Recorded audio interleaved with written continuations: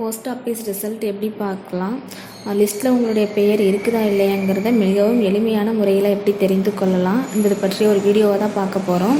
அப்படியே நம்ம அன்பின் சேவை சேனலை சப்ஸ்கிரைப் பண்ணிவிட்டு வாங்க. ஃபஸ்ட்டு உங்களோட கூகுள் க்ரோம் பேஜை ஓப்பன் பண்ணிக்கிங்க. ஓப்பன் பண்ணிவிட்டு இங்கே சர்ச் பாரில் போயிட்டு ஜிடிஎஸ் அப்படின்னு சர்ச் பண்ணுங்கள்.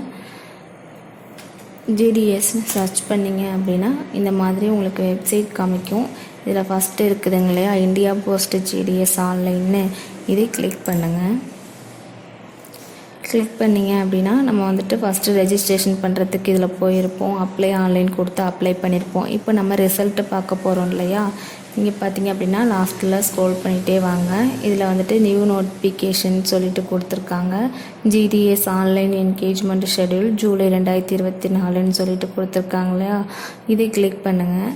கிளிக் பண்ணிங்கன்னா இங்கே சைடில் வந்துட்டு உங்களுக்கு ஸ்டேட் நேம்லாம் காமிக்கும். இதில் தமிழ்நாடுன்றதை கொடுத்துக்குங்க.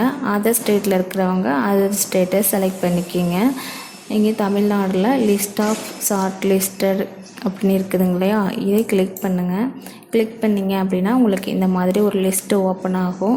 இதில் பார்த்தீங்க அப்படின்னா டிவிஷன் நேமு, எந்த office, post name, post community, இதில் வந்துட்டு உங்களுக்கு ரெஜிஸ்டர் நம்பர் கொடுத்துருப்பாங்க.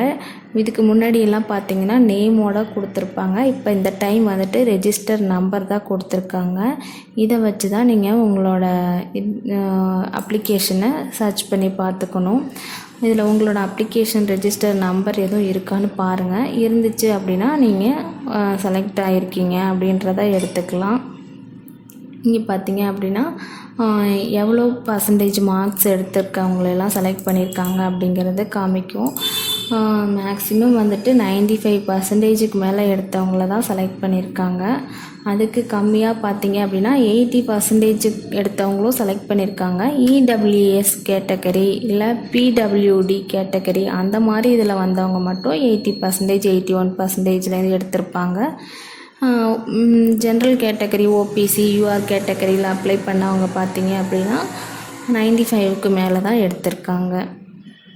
உங்களோட இப்போ வந்து அப்ளிகேஷன் நம்பர், ரெஜிஸ்டர் நம்பர் பார்த்தீங்கன்னா இதில் சர்ச் பண்ணி எடுக்க முடியல அப்படின்னா ஈஸியாக வந்துட்டு சர்ச் பண்ணி பார்க்குற மாதிரி ஒரு ஆப்ஷன் சொல்கிறேன். இப்போ இந்த பிடிஎஃப் லிஸ்ட்டில் பார்த்தீங்க அப்படின்னா எவ்வளோ பேருக்கு ரிசல்ட்டு கொடுத்துருக்காங்கன்னா டோட்டலாக 3789 பேருக்கு ரிசல்ட் வந்திருக்கு. இதில் நம்மளோட அப்ளிகேஷன் நம்பர், ரெஜிஸ்டர் நம்பர் பதிவாகியிருக்கா வந்திருக்கான்னு சொல்லிட்டு ஒவ்வொரு நம்பராக நம்ம தேடி பார்த்துட்ருக்க முடியாது. அப்படி இருக்கையில் நம்ம நம்பர் இதில் இருக்கா இல்லையான்னு ஈஸியாக எப்படி தெரிஞ்சுக்கலான்னா இங்கே வந்துட்டு Ctrl+F கொடுத்து பாருங்கள். Ctrl+F கொடுத்தீங்கன்னா இந்த மாதிரி ஒரு சர்ச் ஆப்ஷன் காமிக்கும். இதில் போயிட்டு வந்து நீங்கள் உங்களோட அப்ளிகேஷன் நம்பரை அப்படியே டைப் பண்ணுங்கள். டைப் பண்ணிங்க அப்படின்னா உங்களோட அப்ளிகேஷன் நம்பர் இருந்துச்சு இதில் அப்படின்னா அந்த நம்பர் வந்துட்டு காமிக்கும். இப்போ எனக்கு இங்கே இது வந்துட்டு ஒரு ப்ளூ கலரில் ஹைலைட் பண்ணி காமிக்கிறாங்க இல்லையா, அப்போது இந்த நம்பர் வந்து இதில் காமிக்குது. இப்போ இந்த நம்பர் இதில் செலக்ட் பண்ணியிருக்காங்க அப்படிங்கிறத நீங்கள் எடுத்துக்கலாம். சப்போஸ் வந்துட்டு உங்களுக்கு இந்த மாதிரி காமிக்கல அப்படின்னா இங்கே சைடில் பாருங்கள். இப்போது இந்த இடத்துல உங்களுக்கு இந்த மாதிரி எல்லோ கலர் காமிக்குது அப்படின்னா அதுக்கிட்ட கிளிக் பண்ணிங்கன்னா எந்த பேஜில் இருக்கோ அந்த பேஜில் இது மாதிரி செலக்ட் பண்ணி காமிக்கும்.